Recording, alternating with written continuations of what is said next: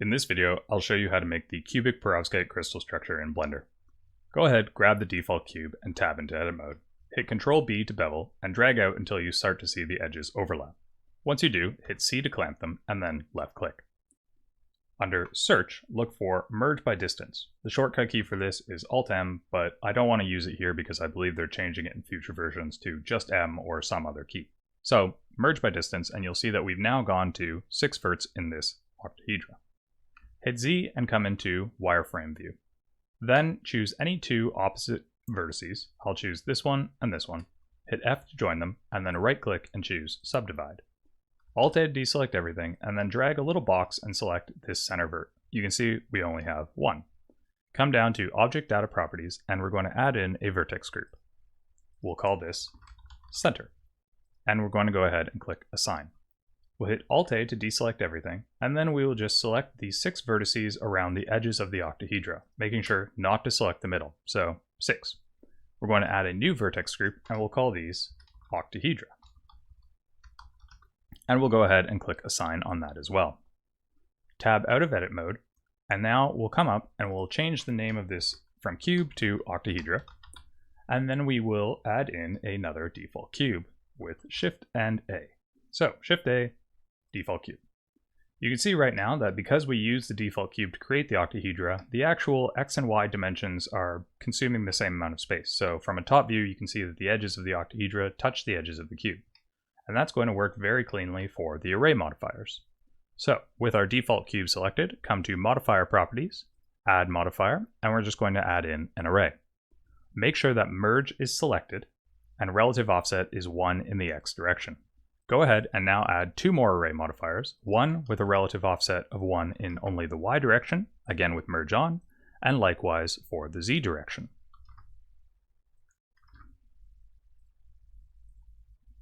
Now, for visual interest, I'm going to add in 1 extra count for the array in the Y direction, but not in any of the others. If I were to do too many, it might just be a little bit taxing to record because of all the geometry. You'll notice that we've already set up this lovely array modifier for all the cubes, and so there's no point in doing all that work again for the octahedra. Simply click your octahedra, shift and click the cube, and then hit Ctrl L to link the modifiers. If I wanted to change the number of any of these, for instance, say I want 5 for the array in the X, then I can simply click my octahedra again, shift and click my cube again, and then again with Ctrl L, link the modifiers.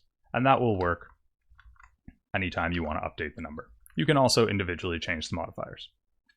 Now that we have all that in order, we're going to start adding the atoms that we want.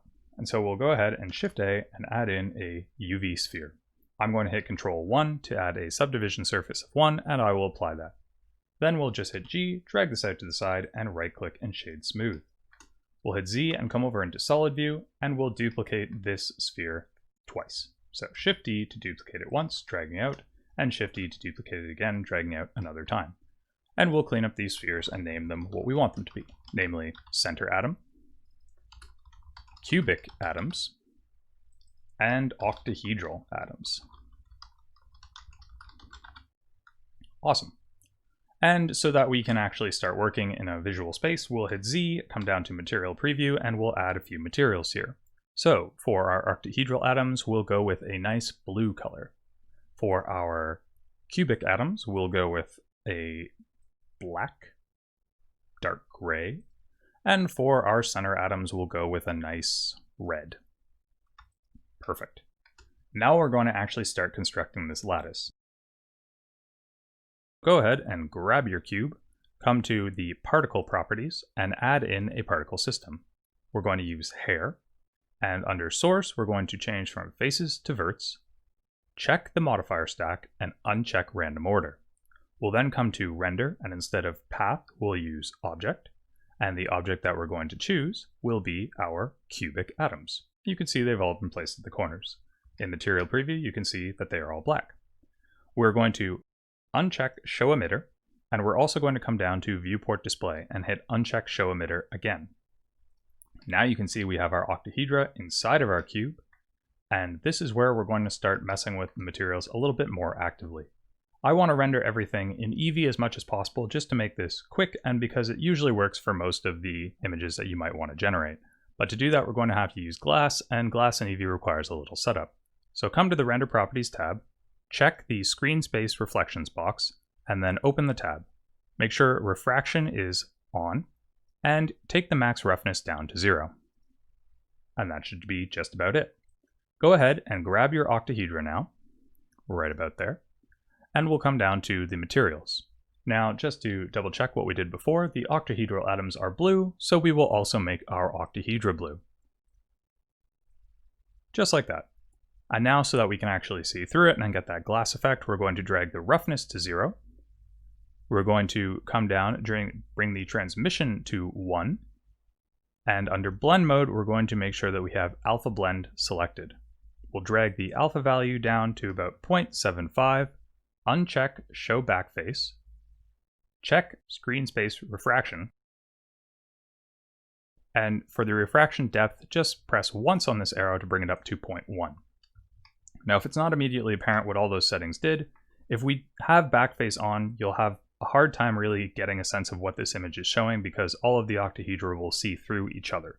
So unchecking show backface makes them distinct and easier to see, but when we go ahead and we actually put our center atoms inside, you'll still be able to see them. And to put our center atoms inside, we're going to use particle systems. So we'll start with a single particle system, hair. Now, this is something that's relevant to all the particle systems that we're going to use. We do not need 1,000.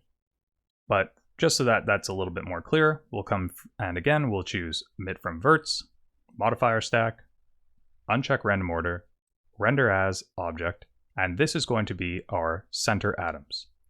So in this case, we'll go ahead and we will choose our center atom, and you can see our center atom has been placed all over the octahedra. We don't want that. We want it just in the center.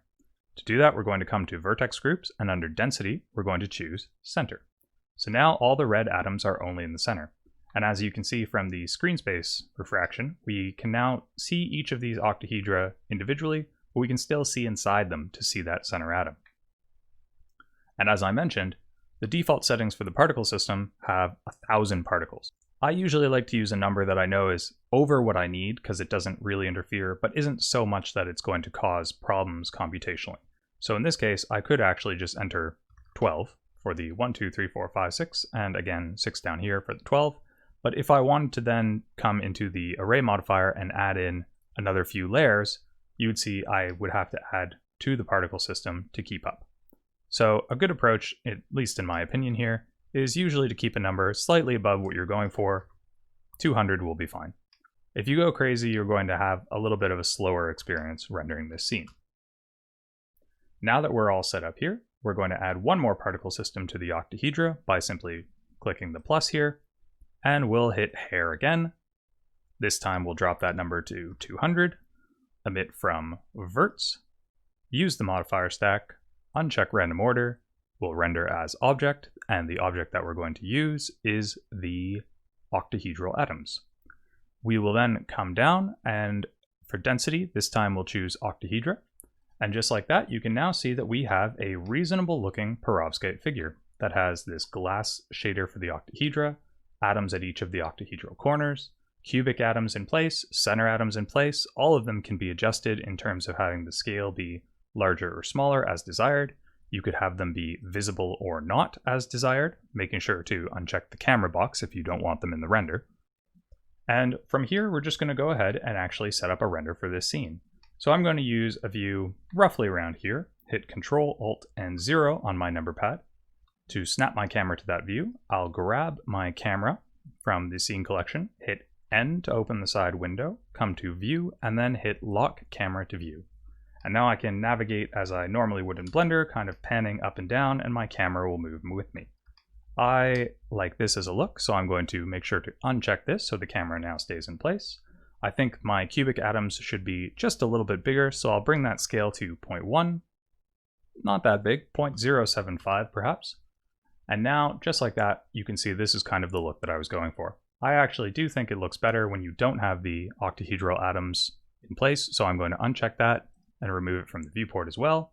And I'd like to have a few more units on this lattice, so I'll come up to my cube, go to the modifiers, make it a little bit longer by adding in 2 counts on the Y, and perhaps 1 count on the X. If you are actually going to update the number of atoms in the octahedra, you should do that by just changing the modifier. Don't try and link it because it will override the particle system, because particle systems are treated as a modifier.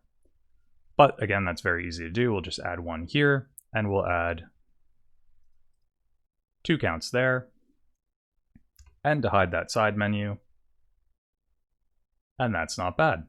And if we wanted to, we could go ahead and render from there. So I'm going to go ahead and do a little bit of quick scene setup just to get some lighting effects that I want.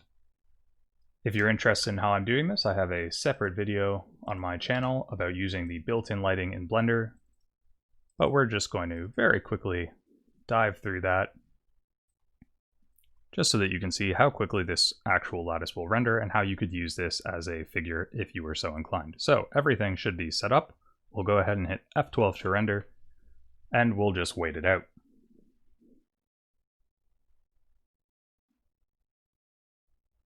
Remembering that if you actually used more particles, this would take longer. But there we go, a transparent background, Perovskite lattice, all the atoms in the right place, quick and easy, 8 seconds in, no problem. And because all of the atoms are particle systems, you could do whatever you want with them. If I would like the black atoms on the corners to be metallic looking, all I have to do is change their material to metallic, and now I have a different aesthetic. The one last thing that I'm going to say on this before signing off on this tutorial is that because the octahedra and the cube are separate objects right now, if I were to try and move either one, they would do that separately. So a good approach, once you've got the look that you're happy with, is to click your octahedra, shift and click your cube, and then hit Control P and parent to object. Now the octahedra lives inside the cube, so if you want to access it, you'll have to come down here. But you can move this around freely and it will take both of those. You can also now scale it freely and it will move all of those in place as well. And just like that, we now have our perovskite crystal structure. As always, thanks for coming out. If you found this at all useful, consider subscribing and sharing with your friends and colleagues. And until next time, have yourself a great old day.